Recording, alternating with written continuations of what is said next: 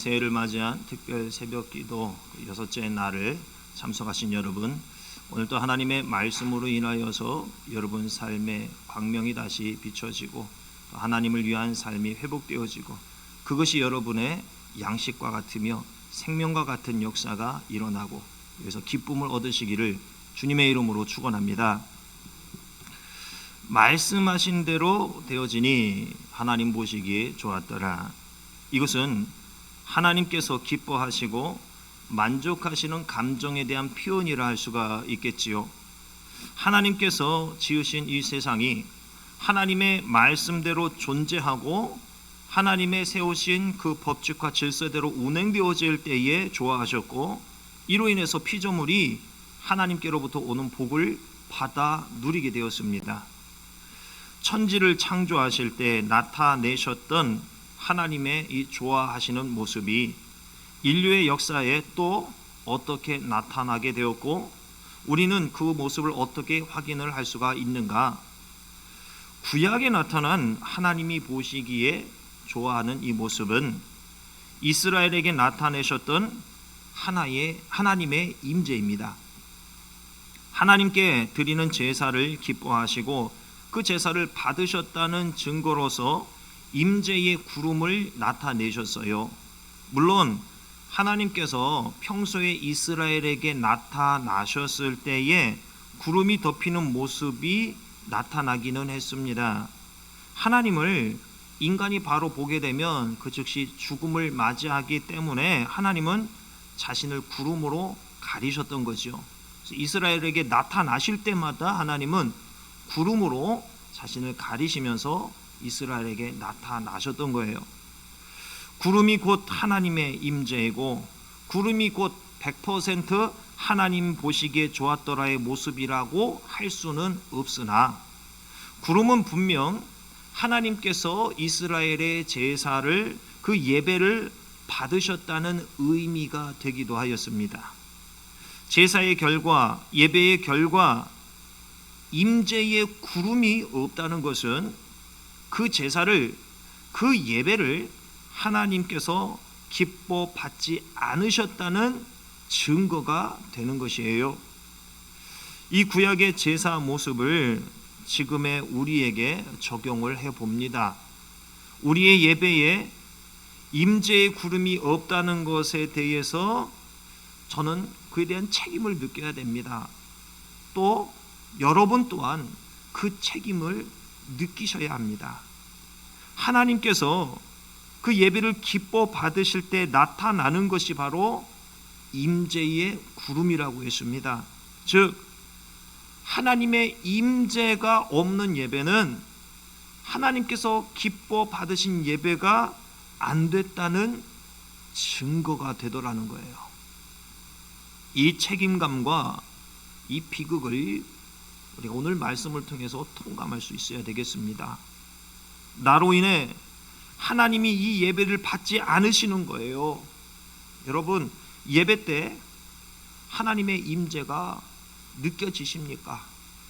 아니면 이게 느껴지지 않으십니까?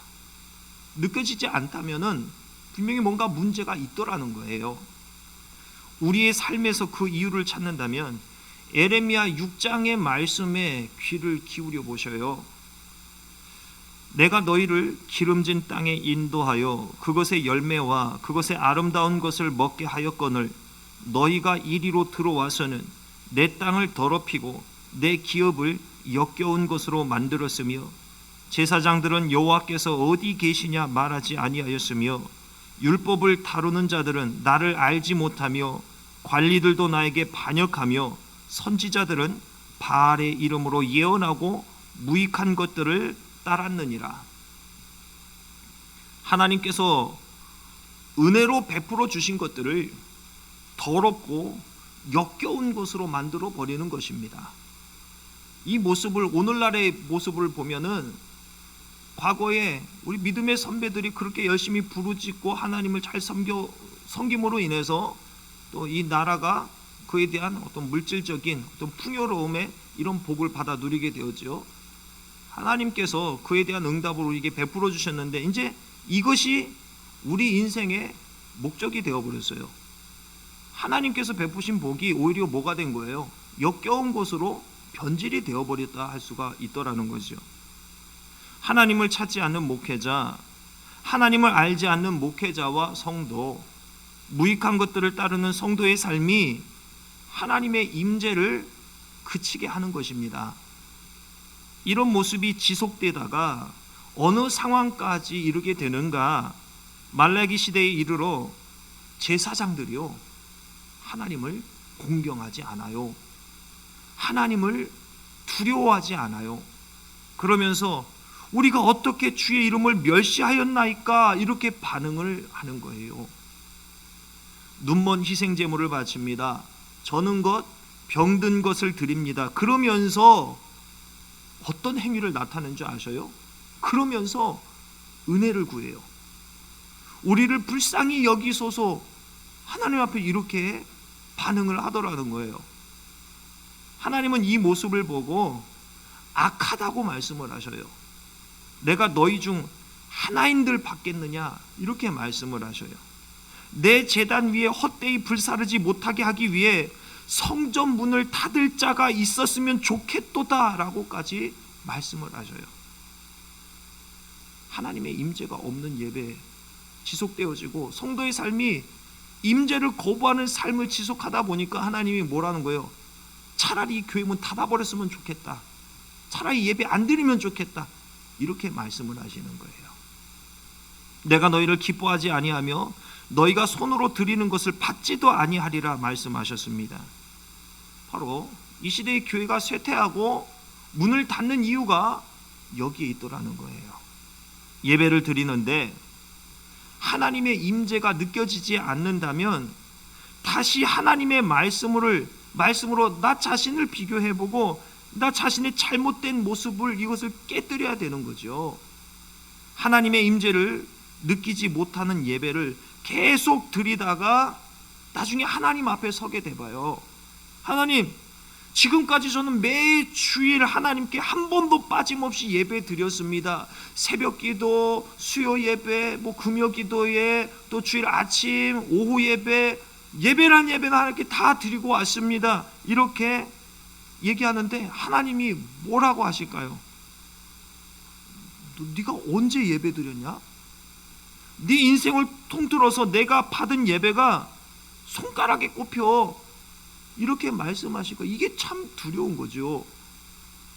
왜 말라기와 같은 상황이, 왜 예배에 하나님의 임재가 느껴지지 않는 상황이 일어나게 되는 것인가? 말라기 시대가 오게 한 이유가 무엇인지 보면은 그것을 알아요. 왜 그 시대가 영적인 암흑기가 될 수밖에 없었는가? 바로 사람들이 하나님을 공경하지 않고 하나님을 두려워하지 않은 거예요. 하나님을 사랑할 줄을 모르고 하나님을 무서워할 줄을 모르는 겁니다. 이 상태에 이르도록 한 원인이 무엇인가? 하나님께서 은혜로 베풀어 주신 것들을 더럽히고 역겨운 것으로 만들어 버린 것입니다. 하나님을 찾지 않고 하나님을 체험하지 못하고 무익한 것들을 따랐던 거예요. 더럽고 역겨운 것들을 버타는 삶을 살아온 거예요. 하나님을 찾을 필요가 없는 상태로 자신을 방치해버린 채 살아가는 거예요. 하나님을 찾고 구해야 되는데 그 구하고 찾아야 되는 에너지를 무익한 것들에 쏟아부은 거예요. 무익한 것을 찾고 구하는 인생을 계속 살아가는 거예요. 그러면서 예배는 꼬박꼬박 드려요. 그러면서 하나님께 은혜를 구해요. 그러면서 우리를 불쌍히 여겨달라고 눈물을 흘리는 거예요. 하나님을 사랑하지도 않으면서, 하나님을 두려워하지도 않으면서 은혜를 찾고 긍휼을 베풀어 달라고 그렇게 매달리고 있는 거예요. 외형적인 모습으로 보면 참 신실해 보입니다. 그러나 그의 삶의 뚜껑을 열어보았더니 하나님을 거절하는 죄악과 벗된 삶을 계속 살아가고 있는 거예요. 그러면서 성스러운 모습은 나타내고 있는 거예요. 이사야서 1장을 보니까 이에 대해서 하나님이 뭐라고 하시느냐? 그런 예배 기뻐하지 않는다고 하셔요. 마당만 밟고 가는 성도에 대해서 가증히 여기시고 예배를 드리면서도 악을 행하는 것을 견디지 못하겠노라 말씀을 하십니다. 나 나름의 신앙의 계획을 세우고 실천하는데 그것도 나는 싫어. 네가 그런 건 나는 이제 싫어. 이렇게 말씀하시는 거예요. 너희가 손을 펼 때에 내가 내 눈을 너희에게서 가리고 너희가 많이 기도할지라도 내가 듣지 아니하리니 이는 너희의 손에 피가 가득함이라. 하나님의 임재를 막아버리는 그 결론이 뭐예요? 너희 손에 피가 가득함이라 이거예요. 하나님은 이렇게 된 것에 대한 또 백신을 알려주십니다. 스스로 씻으라. 스스로 깨끗하게 하라. 악한 행실을 버리고 행악을 그치고 선행을 배우라 말씀하셔요. 학대받는 자를 도와주고 고아를 위하여 신원하고 과부를 위하여 변호해라 말씀하셔요. 그러면은 어떻게 되는가? 너희의 죄가 주홍 같을지라도 눈과 같이 희어질 것이요 진홍같이 붉을지라도 양털같이 희게 되리라. 이 약속의 말씀을 우리에게 하십니다. 여러분, 오늘 이 말씀을 붙드시고 여러분의 죄악과 보탄 그 삶에 대해서 좌절감 또 느끼시고, 그러나 너희 손을 깨끗하게 해라. 하나님 앞에 정결하게 깨끗하게 씻어라. 악한 것을 버려라. 이 말씀을 붙들고 그랬을 때 우리 삶이 피와 같이 주황 같을지라도 희어지며 눈같이 양털같이 희게 되어지라는 이 하나님의 약속의 말씀을 소망으로 품고, 하나님, 내가 오늘 양털같이 되고 싶습니다. 내가 흰 눈같이 되고 싶습니다. 그러기 위해서 하나님, 내가 잘못한 걸 깨닫게 해주세요. 내가 알지 못하는 사이에 더럽혀진 것까지도 하나님 깨닫게 해주세요. 기도하시고 매달리셔야 됩니다. 하나님은 임재가 그친 성도의 삶과 예배를 고쳐서 다시 임재의 삶과 예배가 되도록 하기 위해 성도의 삶을 지적하십니다. 손에 피가 가득한 너 자신의 모습을 좀 보고 깨달으라고 말씀을 하십니다. 더럽고 역겨운 것을 벗하고 있으며 하나님을 찾을 필요가 없는 상태로 자신을 방치한 채로 살아가고 있으며 무익한 것들을 구하고 있는 자신의 모습을 좀 보아라 말씀하고 계셔요. 그러면서 예배드리고, 그러면서 은혜를 구하고, 그러면서 불쌍히 여겨달라고 눈물을 흘리고 있는 그 가증스러운 모습을 좀 깨달으라고 말씀하고 계셔요. 그러므로 하나님의 임재는 우리 스스로가 거부한 겁니다. 잘못된 삶의 방식을 살아가면서 고칠 생각을 하지 않고 하나님과 세상이라는 양다리를 걸친 채 살아왔더라는 거예요. 여러분 마음에 하나님 사랑과 하나님을 두려워할 줄 아는 그 마음을 회복하셔야 됩니다. 이것을 잃어버리니까 말라기 시대와 같이 브레이크 없이 계속 전진해 왔던 거예요. 타락은 거기에서 시작된 것이고 회복은 거기에서 시작되는 것입니다. 신약 시대에 성령의 임재를 경험한 수많은 사람 중에 고넬료에 대해서 잠깐 또 얘기를 해보겠습니다. 고넬료를 보면 하나님께서 고넬료의 기도와 구제를 보시고 그에게 은혜를 베푸시는데 베드로를 초청하여서 예수 그리스도에 관한 이야기를 듣게 하십니다. 그때 베드로가 깨닫게 된 것은 하나님은 외모를 보지 않으시고 하나님을 경외하며 의를 행하는 자를 다 받으시더라는 거예요. 이것을 깨달았어요. 베드로가 예수 그리스도에 관한 이야기를 고넬료와 그 일가 사람들에게 이렇게 전하고 있는데 성령께서 그 사람들에게 임하시는 게 보이는 거예요. 베드로가 예수 그리스도에 관해서 말하는 중에 성령께서 내려오시는 거예요. 어떻게 이방인에게 성령의 임재 사건이 일어나게 된 것인가? 고넬료 일행의 어떤 모습 때문에 이 사건이 일어나게 된 것인가, 거기에 우리가 주의를 좀 집중해서 봐야 돼요. 저들에게는 바로 하나님을 경외하는 마음이 있었습니다. 그 마음이 있기에 하나님은 베드로를 초청하여서 고넬료에게 명령하셨고, 베드로를 통한 복음을 들을 때에 그들에게 성령이 내려오도록 하셨습니다. 고넬료의 하나님을 경외하는 모습이 그의 삶에 어떻게 나타났는가를 우리가 잠깐 또 보면은요, 사도행전 10장 2절을 보니까 그가 경건하여 온 집안과 더불어 하나님을 경외하며 백성을 많이 구제하고 하나님께 항상 기도하더니, 이렇게 말씀을 하고 있어요. 그가 경건하다고 했는데, 경건하였다는 이 말의 어근은 누구누구 앞에서 물러나다, 움츠리다, 이런 의미를 가지고 있어요. 존귀한 분에 대한 존경심을 표현하는 행위예요. 고넬료는 하나님을 존귀히 여겼어요. 하나님께 존경심을 표시할 줄 알았던 사람이었어요. 바로 이거예요. 하나님을 향한 나의 태도가 어떠하냐, 이거예요. 이것을 우리가 점검해야 됩니다. 하나님의 임재, 성령의 임재를 체험한 사람들의 공통점이 있습니다. 모두 하나님을 사랑할 줄 아는 사람이었어요. 또 이웃을 사랑할 줄 아는 사람이었다는 거예요. 그 모습이 마음으로만 간직된 게 아니라 삶에서 행동으로 이게 다 나타나더라는 거죠. 이 시대의 성도에게 성령이 임하시지 않는 이유가 무엇인가?